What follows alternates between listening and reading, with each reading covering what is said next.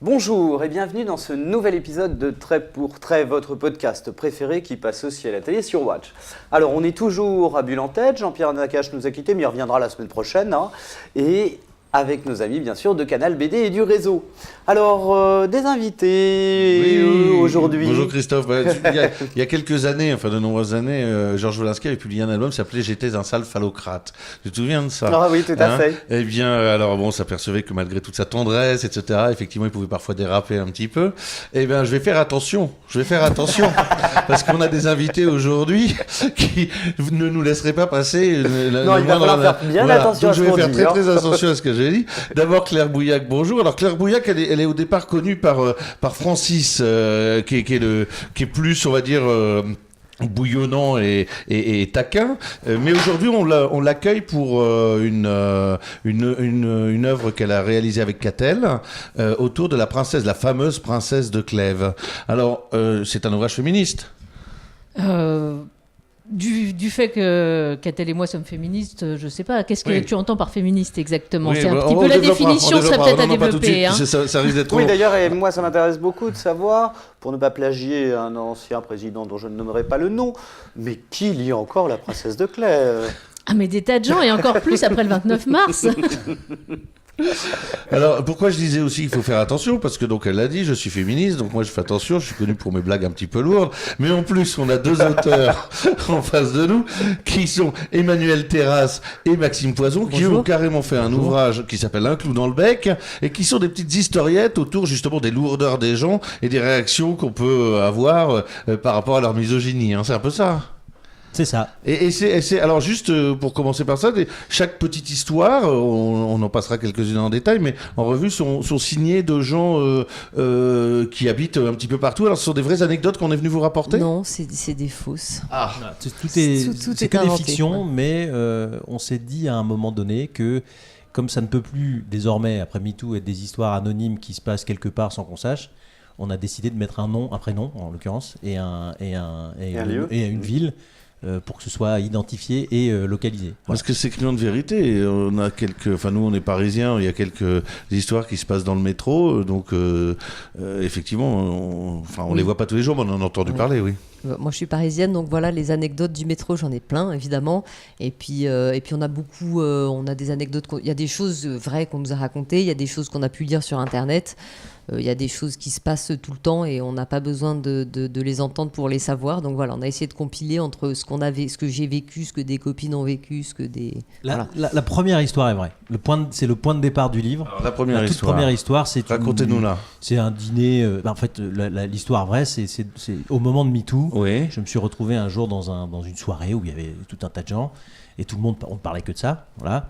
Surtout les mecs, voilà. Et les filles avaient du mal à en placer une. Et une copine qui était là, Clémence, à un moment donné, a dit les gars, on vous demande pas de c'est la première histoire. Voilà, je vous laisse la découvrir. Et elle a simplement demandé à ce que elle puisse en placer une. Voilà. Enfin, c'est pire que tout là. Il y a que des mecs qui parlent, il y a que des mecs qui se font servir. Il y a qu'une seule fille, celle qui fait tout. On a un peu grossi le trait. Oui, un petit peu.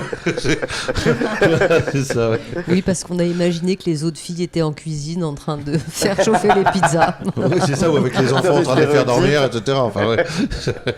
Il y en a une que j'aime beaucoup, moi, c'est celle-là, je crois, c'est celle où le mari dit sans arrêt manifestement tu ne sais pas dire ça, manifestement tu ne sais pas dire ça, manifestement je ne sais plus quoi, et la femme lui laisse juste un petit papier en disant manifestement je t'ai largué, quoi, ou je me suis barré. Oui, c'est ça. C'était l'objet d'ailleurs sur internet d'une petite présentation d'ouvrage. Une petite vidéo. Voilà. On a animé cette histoire en fait avec Emmanuel pour en faire un format très très court qui circule sur internet, sur les réseaux sociaux. Voilà. 41 années de règles douloureuses. Lorsque j'ai accouché de Catherine, les forceps m'ont causé une déchirure de 13 cm. Pour François, la césarienne en urgence après 38 heures de travail m'a laissé une cicatrice qui me brûle encore aujourd'hui. L'énorme stérilet en cuivre qu'on m'a posé de mauvaise grâce en 67 m'a provoqué des contractions du diable plusieurs jours durant. j'ai supporté 25 frottis vaginaux, 8 mammographies et 2 avortements clandestins sans analgésique. Alors mon petit Victor, à table, votre problème de prostate, comme vous le dites si bien, je m'en bats les couilles avec des raquettes en bois. Oui. Vous, Emmanuel, vous êtes une enfant du web. Moi, je sais pas. Non, Non, mais je suis plus vieille. Ça n'existait pas quand je suis née. Merci. Non, mais je veux dire au niveau professionnel. Oui. En fait. En fait, moi, je suis vraiment. Mais vous ne les faites pas en même temps. Rattrape-toi un peu, Laurent. Non, je suis illustratrice et je suis sur les réseaux pas mal depuis un moment. Voilà. Donc j'ai des copains sur Instagram et sur Facebook qui me suivent et j'aime bien. Voilà. Donc oui, on peut voir plein de choses. Alors effectivement, j'ai eu l'occasion de regarder un petit peu. Je ne sais pas si tu avais vu L'homme séduisant, millésime 2019. Vous croyez pas un petit peu au prince charmant? Non, Continue un peu, il va me rappeler quelqu'un. Alors oui, je peux te le dire, pense à vous autant qu'à lui, ne fais pas de remarques sexistes, vous regarde dans les yeux, pas dans les seins ni dans les fesses, exprime ses sentiments autrement que par des onomatopées, ne s'attribue pas les idées de ses collègues femmes, qu'il n'interrompt pas en réunion, n'a pas forcément des érections en béton, mais trouve toujours un plan B, rappelle quand il dit qu'il rappelle, a de bons rapports avec sa voiture, etc. Et ça, c'est l'homme idéal de 2019. Ça, c'est vos travaux sur. Ça, en fait, c'est votre site, non? Non, ce dessin, il est extrait d'un livre que j'ai illustré avec Fiona Schmidt, qui est une sacrée féministe que je pense qu'il y a pas mal de gens qui connaissent sur les réseaux. Elle a sorti un bouquin il y a quelques mois aux éditions Hachette qui s'appelle L'amour après MeToo. Donc c'est un essai assez drôle. Sur justement les relations hommes-femmes et qu'est-ce qu'elles deviennent une fois que Harvey Weinstein s'est fait un petit peu... Oui. Mais alors justement, parlons un peu de fond. Non, mais sérieusement, mince. parce que ce livre contribue comme ça en disant bon voilà, il faut pas se laisser faire quelle que soit la remarque, alors qu'avant il y avait une espèce de loi du silence, on va dire, ou en tout cas des mauvaises habitudes. Voilà, on peut dire ça comme ça, non? Je sais pas. Oui, c'est ça. Nous, on est très. Alors d'abord, nous, notre approche, c'est d'en rire. Donc voilà, c'est sur le ton de l'humour. C'est l'angle qu'on a choisi, et sous cet angle-là. La question de la répartie est un bon support pour raconter des histoires très courtes, dans des formats très courts, parce que c'est une ou deux planches. Il y en a quelques-unes qui sont un peu plus longues, mais voilà. Donc, et on est tous les deux d'accord sur le fait que parler, c'est ce qu'il y a de mieux, c'est ce qui peut se passer de mieux déjà pour commencer. Voilà. Alors après, sur les réparties, on est parti de l'idée que la plupart du temps, la sidération fait que les femmes s'y attendent tellement pas qu'elles répondent pas, et puis elles trouvent la répartie. Il y a la sidération, il y a l'habitude aussi, ouais. parce que les femmes ont l'habitude qu'on leur fasse des blagues un peu sexistes. Ça arrive depuis des années. Donc celles qui répondent au mieux sont des mal baisées, au pire elles ont leurs règles, et donc qu'est-ce qu'elles ont voilà. Donc nous l'idée c'était de rire et de aussi pourquoi pas donner des idées et des... Il y a des réparties qui sont assez violentes. Ah ouais, qui sont assez violentes. Sont pas toutes... c'est drôle tout le temps. À la mesure de l'attaque. On a essayé de pas être trop agressif dans les réparties, mais peut-être... il y en a une qui colle une petite. Petite gifle, c'est rien du tout. Claire, d'ailleurs, ça pourrait être une question que je vous pose, puisque j'ai vu que vous aviez été la première femme à intégrer l'équipe de Fluide Glacial, qui a un humour des fois un petit peu trivial, un petit peu tout ça. Est-ce qu'il y a des références, des choses? C'est le journal des Bidas au départ. Oui, j'étais pas la première femme à publier dans Fluide, j'ai été la première effectivement à être intronisée, si je puis dire, au bouclage, et donc à être vraiment dans l'équipe de base. Et je sais pas, moi c'est un magazine BD, je voyais pas le problème pour aller faire de la BD dans un magazine BD en faisant de la BD. Et pas de remarques des autres collègues dessinateurs, parce qu'il y a quand même beaucoup plus d'hommes que de femmes à Fluide. Surtout à l'époque, maintenant on a plus de femmes, mais à l'époque avec moi, en plus j'étais enceinte jusqu'aux yeux au premier bouclage, donc comme ça, ils sont arrivés, je m'étais endormie dans un fauteuil, donc c'était super, et en plus j'ai râlé, genre tout le monde fume, moi vous voyez pas que je suis enceinte, donc mais non, j'ai pas... Mais en fait, pour moi, il n'y a pas de différence, quoi. C'est pas... Les premiers travaux dans Fluide Glacial, c'était... Avec Jacques Rénal au scénario, j'ai fait Melody Bondage. C'était Melody Bondage, donc c'était quand même orienté. Ah bah c'était Carrément une fille, oui, c'était une fille effectivement qui était grande, assez sculpturale et tout, et qui ratait à peu près toutes ses missions, mais ça personne me l'a jamais dit. Tout le monde dit elle est belle et puis qu'est-ce qu'elle est forte. Oui, enfin tu remarques bien, elle rate toutes ses missions. et puis c'était très intéressant parce qu'avec Jacques justement, moi de temps en temps je dis ah mais si mais attends elle va se sécher les cheveux avant de partir en mission, ça va être plus sympa et tout. Mais c'était il y avait pas, lui il voulait qu'elle se sèche les cheveux, je dis elle va le faire en baissant la tête. Enfin c'était marrant parce qu'on en parlait comme ça, mais bon ça c'était un truc à deux vraiment. Enfin c'était une héroïne quand même. C'est une héroïne, c'était une des premières héroïnes à fluide qui était sexy effectivement, mais qui je sais pas, moi je me suis pas dit quoi que ce soit de particulier par rapport à c'est une fille, je suis une fille, il va se passer quelque chose comme ça. Moi j'avais envie de faire une bande dessinée.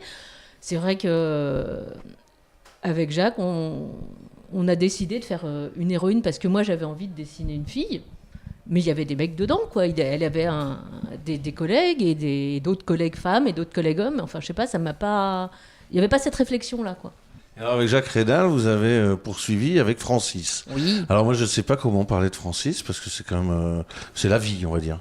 Ah c'est la vie. C'est naturaliste. Alors là je ne sais pas si je dirais que c'est naturaliste. C'est un peu cochon quand même.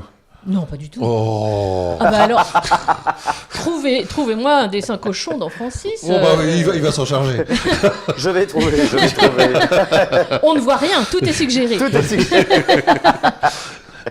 Donc c'est il la y en vie. a pour tout. Il y a cet album, il y en a un pour tous les moments de la vie. Il rate sa vie, il veut se suicider, il est malade. Enfin, il sauve le monde. Sous la forme de petites historiettes comme ça, de quelques cases. Hein. Oui, ce sont des strips. Donc, c'est des histoires en 6 pages avec chaque fois la première case est toujours la même. Il se promène dans la campagne. Et après, il peut lui arriver à peu près tout.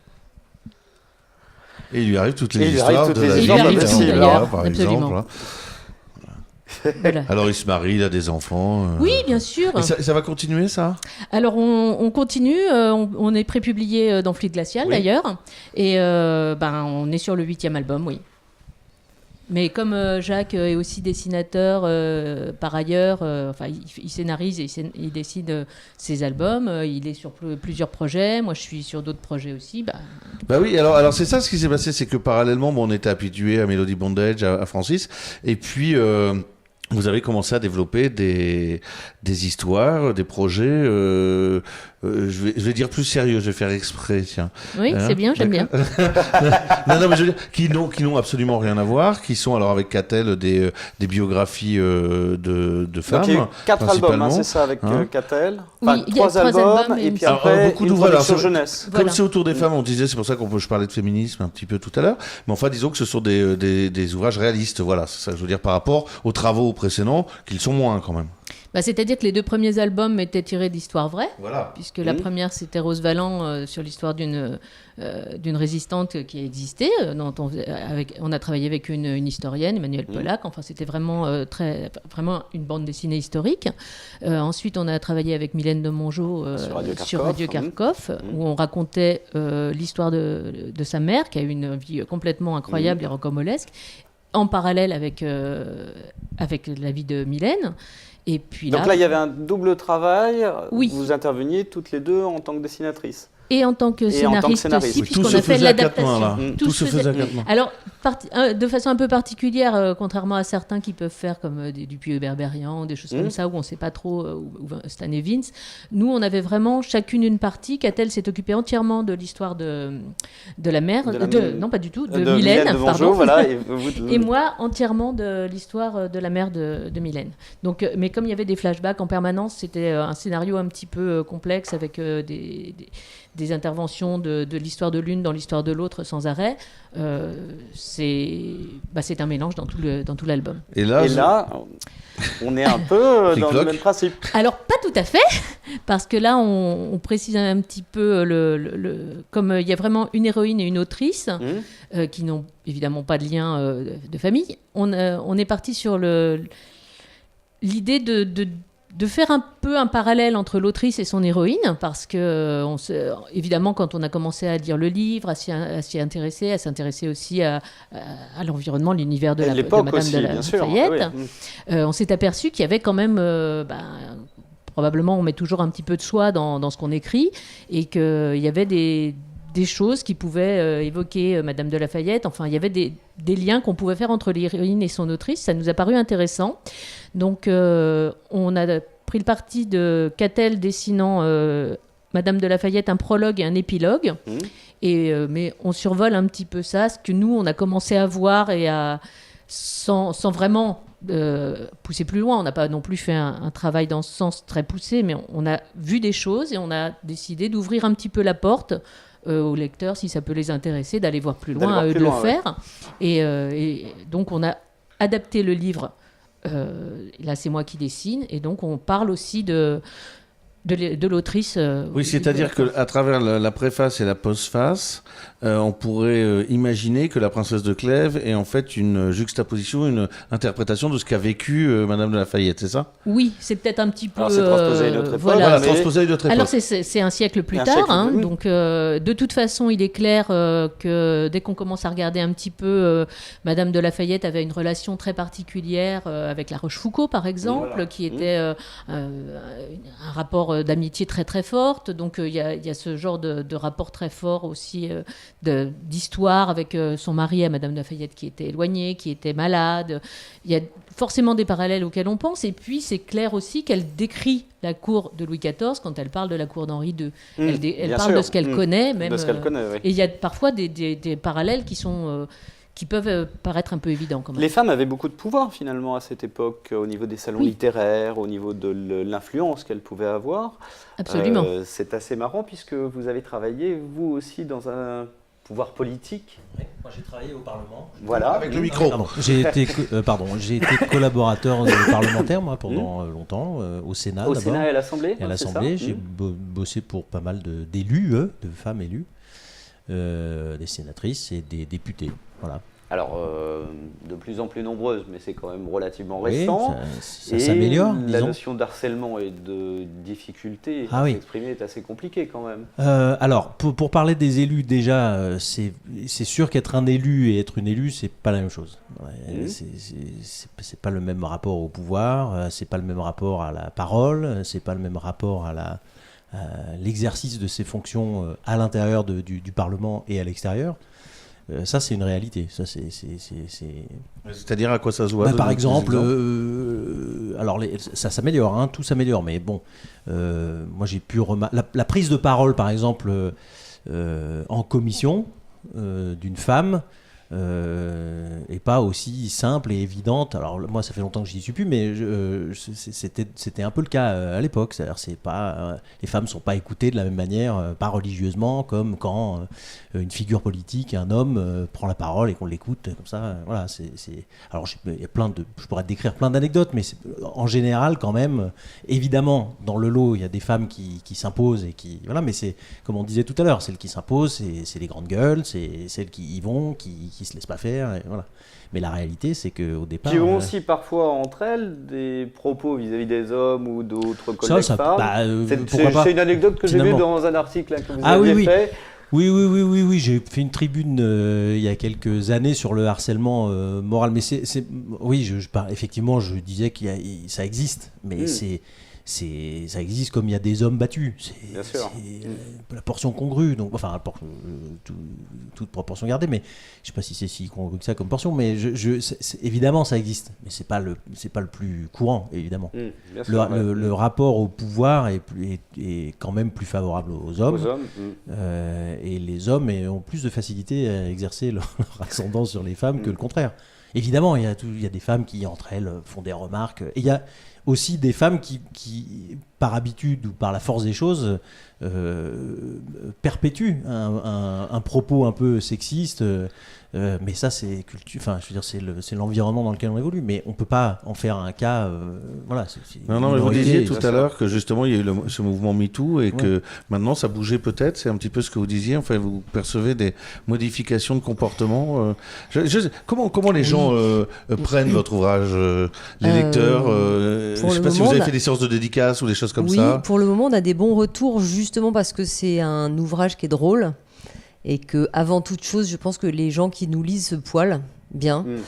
Pour le moment, nous n'avons eu aucun retour agressif. Il y avait eu le dessin qui est en 4e de couverture, est un dessin qu'on a fait avant de publier la BD, qu'on a fait tous les deux, et qu'on avait mis sur les réseaux, sur mes réseaux à moi, puisque je suis pas mal suivie. On va lire. Voilà. Alors Victor, votre problème de prostate, comme vous le dites si bien, je m'en bats les couilles avec des raquettes en bois. Voilà, c'est une petite dame qui répond à son mari. En fait, la dame lui dit qu'elle, après tout ce qu'elle a vécu, en fait, elle parle, elle fait le résumé de sa vie, on va dire de manière sexuelle et gynécologique, c'est-à-dire les avortements, les accouchements, les ceci, les cela. Et bon, alors évidemment, c'est rigolo, la chute, je m'en bats les couilles avec des raquettes en bois, c'est un petit peu vulgaire, mais pas trop. Puis comme vous le dites si bien d'ailleurs. Oui, comme Elle vous lui le dites renvoie bien, un peu, elle renvoie. Et ce dessin-là, donc, a suscité, a été très très très vu. C'est à partir de ce dessin qu'on a décidé d'en faire vraiment une BD. Il a été très très très vu, notamment sur Facebook. Et moi, j'ai reçu des messages super haineux. Ah oui. Oui, il y a quelques bon, alors rageux. d'abord, évidemment, tout le monde a pensé que Victor avait un cancer, ce qui, dans notre tête, n'était pas le cas. Il avait juste eu peut-être un toucher rectal pour vérifier si sa prostate allait bien. Il n'avait pas est même aimé, pas sûr. voilà, et on On ne en sait pas. était pas sûr. Mais les gens ont tout de suite vu un cancer, m'ont traité de sale, gauchiste, mal baisé. J'ai reçu des messages, mais dingue. Bon, alors donc oui, ça peut susciter des réactions pas très sympas, mais bon. Surtout des hommes d'ailleurs. Les Oui, réactions c'était mauvaises c'était des étaient surtout hommes quand même. et quelques Ouais, femmes. ouais. Ce qui est complètement incroyable parce que le pauvre Victor n'a pas de cancer, je le sais, c'est moi qui ai inventé ce personnage. Donc il va très bien, il a juste dit à on va table, dire, voilà. dites-le, Dites-le. fort. Oui, Comme non, ça, mais pour les gens Victor pour les va prochains bien. lecteurs. Victor va bien. Mais c'est d'ailleurs un- Mais c'est- simplement, il y a un petit toucher avec ça qui traîne, quoi. C'est d'ailleurs une des réponses que j'ai faites un jour à quelqu'un qui.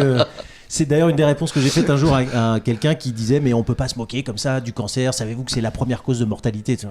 Calmez-vous, et tout va bien. Il n'a pas de cancer de la prostate. Je le sais, c'est moi qui l'ai inventé. Il va bien. Il a juste fait une remarque à un moment donné où sa femme voulait pas qu'il fasse de remarques, à savoir à table, et voilà. Mais il y a quelques nanas aussi qui se sont un peu énervées. On n'a pas trop compris ce qu'il en prenait. Mais bon, assez peu. Mais et quand vous allez en librairie, vous faites des dédicaces, votre public, il est quoi? Il est féminin, Oui, masculin? plutôt féminin. Là, dans ce qu'on a vu, c'était quand même plutôt féminin.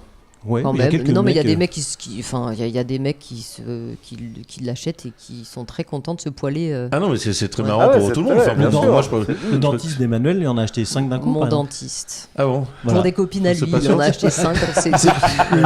Il a eu un coup de cœur. Je suis une bonne cliente de mon dentiste, Oui, donc c'était visiblement. un juste retour des C'est une remise choses. commerciale. Comment vous avez travaillé pour faire l'album? Vous faites les textes, vous les non, envoyez on fait tout plusieurs ensemble. textes. Ah, vous faites tout Oui, ensemble, d'accord. on fait. Alors à la fin, je dessine un peu toute seule, mais sur pas mal de conseils aussi Oui. de Maxime qui reprend mes dessins, qui me dit là ça marche pas très bien, etc. Mais pour ce qui est des textes, on bosse beaucoup ensemble. Souvent c'est Maxime qui a les idées en fait des situations plus que moi. Mais ensuite on les travaille tous les deux et le truc c'est qu'on rit tous les deux. Il faut que Il faut Vous que ça êtes- déclenche on une sait que c'est situation, bon. voilà. Vous Voilà. êtes vos premiers lecteurs, Voilà. comme on dit. Ben, en tout cas, il y a un premier jet qui est les idées, voilà. Et puis sur ce livre, c'est important de dire que sur ce livre en particulier, parce qu'on a fait quelques bouquins ensemble en Pour jeunesse enfants, ouais. avant, livres pour enfants, et sur celui-là en particulier, moi j'ai un point de vue masculin sur les choses. Donc j'ai bien des sûr. idées de situation, voilà. Et souvent, moi, j'ai un point de vue souvent, féminin. Emmanuel me dit, une fille ne le dirait pas comme ça. Alors la situation reste la même, le traitement reste le même, mais on affine, voilà, à partir de l'idée de départ du scénar, si on peut dire, des situations. Il y a voilà, un input comme ça, mais après on affine. Et pareil avec les dessins, c'est-à-dire de temps en temps, je dis à Emmanuel, bon celui-là par exemple, ça marche pas trop, il faudrait que ce soit en moins de cases, voilà. Mais donc on fait tout ensemble. vraiment c'était quand même un travail à quatre mains. Et on est sûr qu'on a trouvé quand on rit tous les deux. Vraiment, souvent comprends, on se ouais. marre. Et avec Catel, comment vous avez travaillé sur La Princesse de Clèves? Au café. Ah bah c'est bien ça. Elles ont l'habitude maintenant, c'est pour ça. Elles peuvent travailler par la pensée presque. Oui, voilà, Hein c'est ça. Parce que ça devait être assez difficile quand même de faire une adaptation Oui, par rapport au livre d'origine. À un moment donné, on s'est dit que c'était une super idée. Mais on a la chance d'habiter pas loin physiquement l'une de l'autre. Donc on se retrouve entre les deux dans un café et on a un découpage au départ, on a fait un dépouillement du livre. Alors on avait bossé déjà c'est comme très. ça. Carcos. Il Bah, y a vas-y, beaucoup, coupe-moi il y a la beaucoup parole, d'espace. Hein. Laurent, Oui, non, non, ah, pardon, tu ne fais pas finir. Donc oui, on part d'un découpage, on se voit toutes les deux et on dessine toutes les deux et donc on fait en petit tout un petit storyboard, des petits thumbnails, et on dessine et puis chacune apporte son truc, ce qui fait que c'est vraiment un truc à quatre mains pour le coup sur le storyboard. Et puis après, sur Kharkov, comme on faisait chacune des bouts, chacune récupérait ses parties. Et là, je récupérais mon truc à la fin et on avait vraiment du coup, ça apporte des idées de mise en scène qu'on n'aurait pas l'une sans l'autre. Mais je t'en prie, maintenant, qu'est-ce que tu voulais me demander? J'ai plus envie de parler. Mais vous permettez que je fasse une remarque? Vous voyez, ça, par exemple, c'est ça qui change. Voilà, c'est ça qui est en train de changer. C'est-à-dire que, et je parlais tout à l'heure de la politique, c'est pas, on n'empêche pas les femmes de parler en politique, mais il y a une espèce d'habitude qui fait qu'on coupe plus facilement la parole, voilà. Et ça, c'est en train de changer. Et ça, c'est super. C'est-à-dire que les femmes aujourd'hui disent, c'est sûr attendez, pour la prochaine émission. Ouais, mais c'est vrai, hein. Mais c'est ça qui est super. Tant mieux, voilà. C'est pardon, hein, je, pas pour. Je m'excuse, je pensais qu'elle avait fini. Non, mais c'est pas pour jeter. On se connaît depuis très très longtemps quand même. Faut le dire. Mais alors, elle, justement, son dilemme, donc, c'est que la princesse de Clèves, elle aime quelqu'un d'autre, et elle finit par le dire. Et ça, c'était très étonnant. C'est ce qui est très moderne, finalement, dans ce livre. C'est une des raisons pour lesquelles vous avez choisi cette adaptation ? Alors, c'est très moderne en tout, parce que quand on a commencé à parler de cette histoire, on se disait, bon, qu'est-ce qu'on va faire après Kharkov ? Voilà. La fille de Catel, sa fille cadette Lynn, avait 17 ans, je crois, à l'époque, quelque chose comme ça. Et donc, elle venait, elle passait quand on était en train de travailler. Et puis, elle nous disait, oh là là, alors à l'école. Enfin, elle racontait ses journées, quoi. Et alors, ceci, cela. Et puis, on disait, mais c'est exactement la même chose. Ça continue. Et en fait, la découverte de l'amour, la petite, là, elle a 16 ans quand elle débarque à la cour. Oui. Elle arrive de sa campagne profonde, voire d'un couvent, avec un peu de chance. Elle est complètement pure et tout. Sa mère, pendant le trajet, lui explique, machin couche avec bidule. Enfin, c'est closer pendant tout le début du livre. Et après, elle découvre tout. Bon, elle arrive, elle sait rien, elle se marie. Bon, elle se marie plus ou moins parce qu'il faut qu'elle épouse plutôt machin, etc. Bon, ok. Puis tout à coup, elle rencontre l'amour. Et dans tout le livre, qui se passe sur un an en gros, hein, dans tout le livre, elle découvre tout. Elle découvre l'amour, elle découvre la jalousie, elle découvre la souffrance, elle découvre tout très rapidement. Et on s'est aperçu, Catel et moi, que c'était exactement maintenant, c'est la même chose, quoi. 500 ans plus tard, on fait pareil. Puis c'est les mêmes étapes, quoi.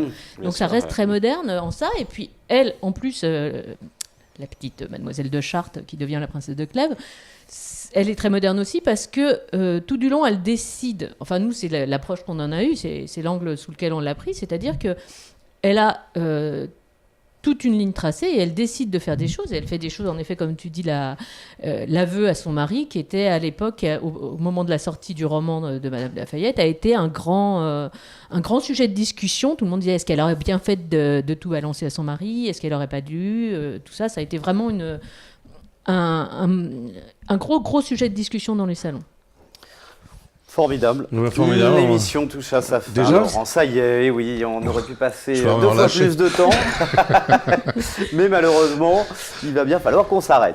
Alors, vous pouvez découvrir donc La Princesse de Clèves chez Dargaud. C'est formidable. Claire Bouillac et Catel. Et puis un clou dans le bec chez Marabule, Maxime Poisseau et Emmanuel Terrasse. Voilà, pour rire et changer de comportement. Et changer de comportement. Et ça marche. Ah oui, je l'ai lu. Alors, vous pouvez le retrouver sur, bien sûr, Watch TV, sur Watch, vous pouvez le retrouver sur BDZO. Absolument. Canal BD, on y retournera, on restera Bulle en tête la semaine prochaine, on y sera encore. Tout à fait. Et puis bien sûr, téléchargez les podcasts, Apple Podcasts, Google Podcasts.